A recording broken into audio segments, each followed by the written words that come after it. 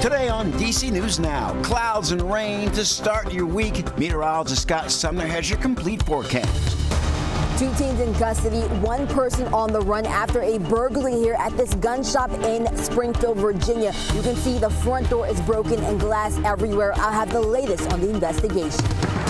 The district waiting to find out if it will be able to use its 2025 budget as the House goes back in session today. And opening day at Nats Park this week. We're going to give you an inside look at what baseball fans can expect. You're watching the station covering all of the DMV. This is DC News Now. Well, good afternoon, and thank you for joining us for the news at noon. I'm Mark Hall. Spring back in the DMV, and so is the rain. Meteorologist Scott Sumner joining us now with the latest check on the forecast. Scott's in for Damon today. Scott, I guess we could use some of the rain. We've had some dry conditions in the region. We have, Mark. We've had abnormally dry to as much as severe drought conditions throughout the DMV here. And we'll continue to see that unless we get a real good soaking here, or maybe a couple of them. We've had a little bit of rain today, not as much as I expected from last night, but still, nonetheless, there have been some showers. You can see the latest radar scope here. This is of the local DMV region here, highlighting the Beltway region. And it's mainly east of the Beltway that you see these showers here out towards Annapolis, over towards Lakeshore as well. You go further west, Reston, Ashburn, Brambleton, not a trace of rain, maybe overcast skies. Well, not maybe, overcast skies are being seen there, but no rain to be seen. Now, Colonial Beach, Lexington Park, these are areas, again, St. Charles, Clinton, that are also seeing some showers at this particular moment in time. As we widen out our view and take a look at the entire DMV, you can see where that line is setting up, pretty much east of I-95 at this junction, and it'll continue to move away out of the area over the next few hours, as you'll see our future radar. Taking you from now straight through to 2 o'clock, a little after 2. And again, still holding on to some light shower activity potential down around the Fredericksburg area, which has already picked up over the last 12 hours, a little under 0.2 of an inch of rain. A trace at Germantown. Right now, the heaviest amount and most is Annapolis of ½ an inch. We'll talk more about this coming up in just a bit. All right, Scott, thank you. Police are searching for 1 more suspect after 2 others were arrested in Maryland moments after a Virginia gun shop was burglarized early this morning. DC News Now's Yamari Sase has been following the story and has the latest on the investigation. Yeah, 2 teenagers are in police custody, and police are still searching for 1 more person after a burglary took place here at this gun shop in Springfield, Virginia early this morning. You can see where the front door of this gun shop once stood. There is nothing but glass shattered. You can see employees working to clean up the scene. Fairfax County Police tell us this all happened just before 1:30 this morning. They responded to this gun shop, Dominion Defense, for a burglary and learned multiple suspects broke into the store and stole several guns and left in a vehicle. Now, not too long after, in Montgomery County, police stopped a car that had several stolen guns inside. 2 juvenile suspects were arrested, but Fairfax County Police say they're still looking for 1 more suspect. Now, police don't know how many firearms were stolen just yet, and unfortunately, this is actually the 3rd time this gun shop has been broken into. Fairfax County Police tell me that they are working closely with Montgomery County Police as they go through this investigation. And again, they are still searching for 1 more suspect. So if you have any information regarding this incident, you are encouraged to contact police. We're now reporting in Springfield, Virginia. I'm Yamari Sase, DC News Now. Marie, thank you. In Maryland, in Prince George's County, police are investigating a deadly shooting in Capitol Heights. This happened yesterday afternoon on Boones Hill Road near Benning Road. Police say that's where a man was found shot and was pronounced dead on scene. No word on the suspect. If you have any information, you're asked to contact police. Well, staying in Maryland, police say that a young man is dead after being shot inside of a house yesterday morning in Bowie. Officials say that this happened after midnight on St. Michael's Drive near Central Avenue. Police say the man was shot several times. Investigators are looking for a motive and the shooter. And the district firefighters responded to an apartment fire in southeast D.C. Sunday evening. Officials say that the fire broke out in a 2-story building on the 100 block of 53rd Street. Fire was inside of an apartment unit on the 1st floor. 1 person was hurt and taken to the hospital with minor injuries, and D.C. Fire and EMS notified the Red Cross that another person was displaced and needs help. Investigation on what caused the fire is still ongoing. In Prince George's County, a police officer is suspended after being charged with driving while impaired. This happened around 2:15 Saturday morning in Laurel. Police found Officer Simeon Daramalo on 4th Street in a police cruiser, his off-duty police cruiser. And he was been on the force since 2023, and he was assigned to the Patrol Bureau. Again, he's now suspended, given several DUI or DWI-related citations.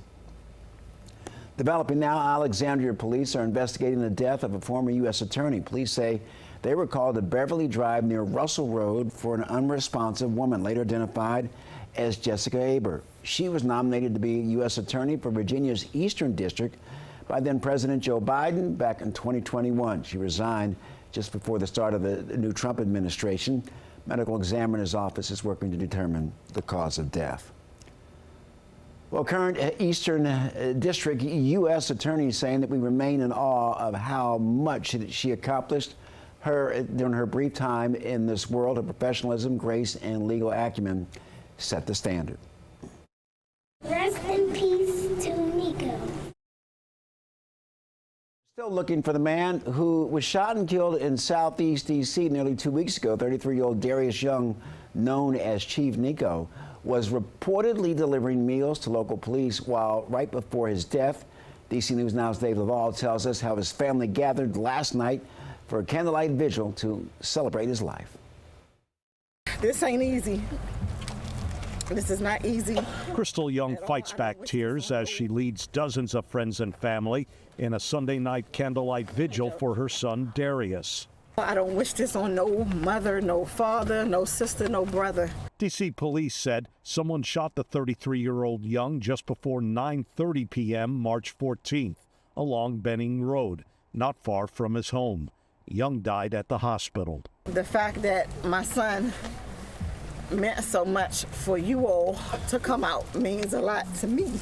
Young had been known as Chef Nico. He took after his grandmother, who owned a restaurant in Anacostia, and father, a former D.C. police officer who now caters food.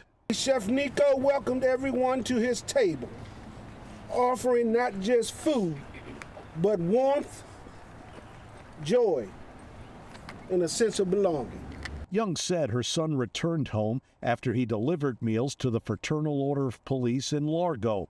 He went back out to sell the remaining meals to his neighborhood just before someone killed him. This is the hardest thing that me and his dad will ever have to do. We love you, Nico! D.C. police are offering a reward of up to $25,000 for information leading to the arrest and conviction of the person responsible for the death of Darius Young. In the Benning Park community in Southeast, Dave Laval, D.C. News Now. Dave, thank you. A potential major hit to D.C.'s restaurant scene. A new survey by the Restaurant Association of Metropolitan Washington says that 2 in 5 full-service casual restaurants admit that they're likely to close this year. That's roughly 40% of restaurants in the district. It's a menu of economic issues that includes increasing costs and a decrease in customers. We'll flash back just 1 year ago. D.C.'s restaurant list was growing. Yelp reportedly listed D.C. as the top U.S. city for new restaurants for every 100,000 residents, according to Axios.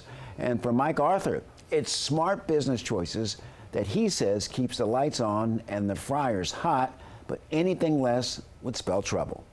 Workers, Doge cut them, and they're moving out. The older people took the retirement, they're gone. And the ones that are left, I think, are really hunkered down, and they're really cost conscious about, do I have a job or not? And believe me, they're not going out to eat. And we saw a seismic shift and the drop-off of sales. Meantime, USDA says food prices are predicted to rise 3.4% this year. DC News Now reached out to the mayor's office. In light of the survey, they declined to comment. And speaking of good eats, it's National Cheesesteak Day, and many restaurants around the DMV are celebrating with deals that includes Charlie's Cheesesteaks and Philly's Best. Well, according to Charlie's Cheesesteaks website, cheesesteak lovers will join their rewards program, can unlock delicious deals, including possibly grabbing a sandwich for free. And Philly's Best says that all cheesesteak earnings will be donated to the California Fire Foundation to support long-term recovery efforts for the Los Angeles communities affected by the recent wildfires. Also today, the House of Representatives is back in session this week, which means the district could soon find out its fiscal fate. DC News Now's Candace Cole is on Capitol Hill with more.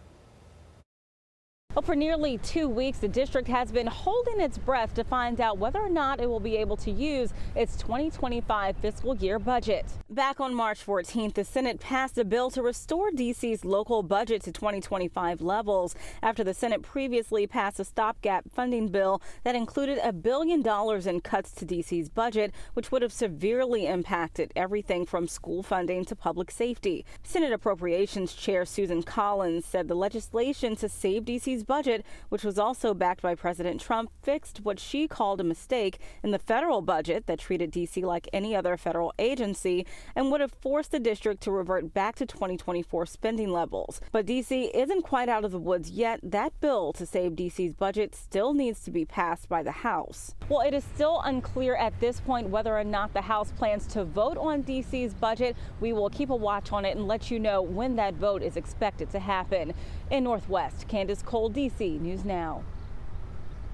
Well, we're closer to peak bloom just one day after cherry blossom festivities kicked off in the district. The National Park Service says cherry blossoms at the Tidal Basin near the National Mall have entered their 5th of 6 total stages.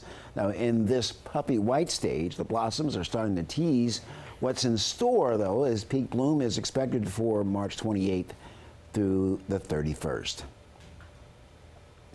And coming up on DC News Now at noon, focusing on health for black families in Maryland. After the break, a look at the many available resources. Hey, Scott.